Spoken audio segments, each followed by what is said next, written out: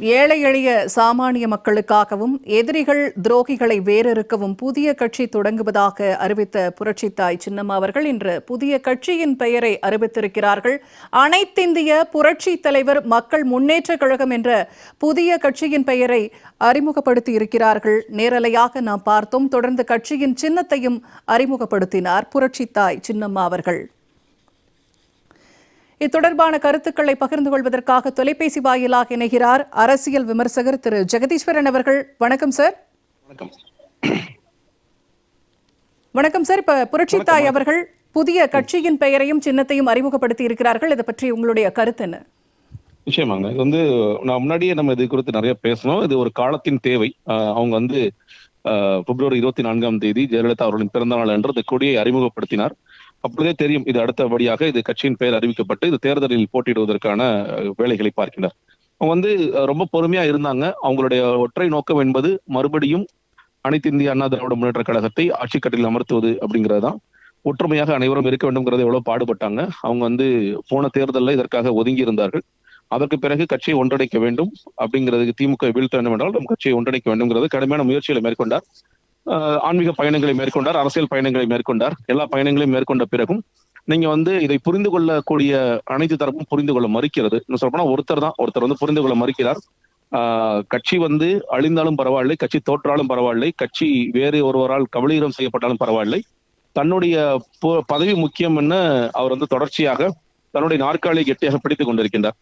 அப்ப இதற்கு ஒரு முடிவு கட்டணும் அப்படின்னா இது சரியான தருணத்தில் துவங்கப்பட்ட ஒரு கட்சியாக மிக காலத்தின் தேவையான ஒரு கட்சியாகத்தான் பார்க்கிறேன்.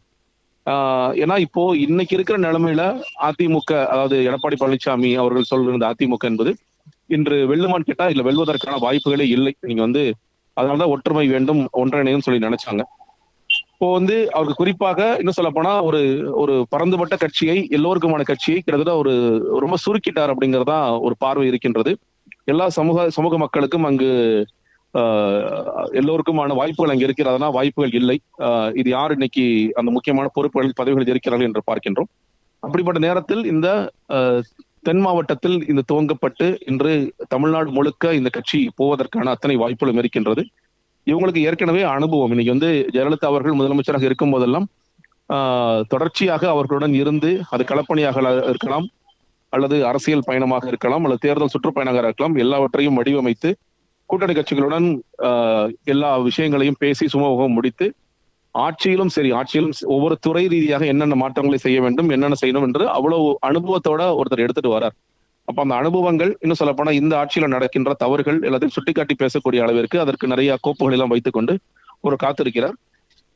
இவர்கள் இப்போ இந்த கட்சி ஆரம்பித்த பிறகு இவர் நியமிக்க போகும் ஆட்கள், வேட்பாளர்களாக அறிவிக்க போபவர்கள், தொடர்ச்சியாக எத்தனை தொகுதிகளில் நிற்கப்படுகிறார்கள் என்பது எல்லாமே இன்று அரசியல் வட்டாரத்தில் கூர்ந்து கவனிக்கப்படுகிறது. ஏன்னா இந்த தாக்கம் என்பது நிச்சயமாக பல அதிர்வலைகளை ஏற்படுத்தும். இது வெற்றி எப்படி சாத்தியம் என்பதை தாண்டி இது பல அதிர்வலைகளை ஏற்படுத்தும்.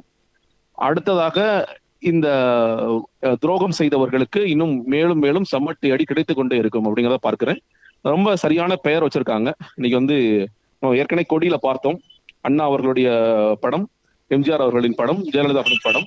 இன்னைக்கு அனைத்து மக்களுக்குமான முன்னேற்ற கழகமாக இது துவக்கி இருப்பது அப்படிங்கிறது ரொம்ப சரியான பெயர், சரியான சின்னமும் அவர் கிடைத்துள்ளது அப்படின்னு தான் பார்க்கிறேன். என்னுடைய வாழ்த்துக்களையும் நான் தெரிவித்துக் கொள்கிறேன். இப்ப எப்போது மக்களுக்காக மக்கள் கட்சியாக செயல்படுவோம்னு சொல்லியிருக்காங்க. குறிப்பா திமுக ஆட்சியை ஓட ஓட விரட்டுறது தான் எங்களோட வேலை அப்படின்னு அவங்க செய்தியாளர் சந்திப்பின் போது சொல்லியிருக்காங்க. உங்களுடைய பார்வை? நிச்சயமாங்க. நீங்க எல்லா அரசியல் கட்சிகளும் மக்களுக்காகத்தான் தூக்கப்படுகிறதுனாலும், ஆனா பல நேரங்கள் அரசியல் கட்சிகள் எந்த காரணத்திற்காக அது ஆரம்பித்தோமோ அதுல விலகி அது தங்கள் கட்சியை எப்படி வளப்படுத்துவது, தங்கள் கட்சி நிர்வாகிகள் எப்படி வளப்படுத்துவது, கட்சியில் இருக்க முக்கியஸ்தர்கள் எப்படி வளப்படுத்துவதுங்கிற ஒரு பார்வை நோக்கி போயிடுது. எல்லா நேரங்களிலும் மக்களுக்காக செயல்படுவதில்லை. இன்னும் சொல்லப்போனா சில நேரங்களில் சில கட்சிகள் மக்கள் விரோதமாகவே செயல்படுகிறார்கள். அது விவசாய பிரச்சனையாக இருக்கலாம், இல்ல வணிகர்கள் பிரச்சனையாக இருக்கலாம், இல்ல சட்டம் ஒழுங்கு பிரச்சனையாக இருக்கலாம். மக்களுக்காக எல்லா நேரங்களும் கட்சிகள் நிற்கின்றனவா அப்படின்னு கேட்டீங்கன்னா இல்ல. அது இன்னும் சொல்லப்போனா அதிகாரத்திற்கு போகும் பொழுது அதிகாரத்தின் பக்கம் தான் நிற்கிறதே தவிர அது மக்களின் பக்கம் நிற்க மறுக்கிறது. அந்த நேரத்தில் இந்த மாதிரி மக்களின் முன்னேற்றத்தை மையப்படுத்திய ஒரு கட்சி என்பது இன்று துவக்கப்பட்டுள்ளது அப்படிங்கிறது வரவேற்கக்கூடிய ஒன்றுதான். ஏன்னா இன்னைக்கு மக்களுக்கு இருக்கிற கஷ்டங்களை பேசுறதற்கு இன்னைக்கு தமிழ்நாட்டுல ஒரு சரியான எதிர்கட்சி இருக்கான்னு கேட்டா என்னை பொறுத்த வரைக்கும் இல்லை. எதிர்கட்சிகள் இன்னைக்கு வந்து ரொம்ப வருஷமா கிட்டத்தட்ட 4-5 வருஷமாவே இந்த தூங்கிட்டு தான் இருக்கிறாங்க. எந்த பெரிய விஷயங்களும் செய்வதில்லை. என்ன சொல்ல போனா சசிகலா அவர்கள் எத்தனையோ விஷயங்களுக்கு அறிக்கைகள் கொடுத்துட்டு இருந்தார். அவர் வந்து அதிமுக பொதுச் செயலராக கொடுத்துக் கொண்டிருந்தார்.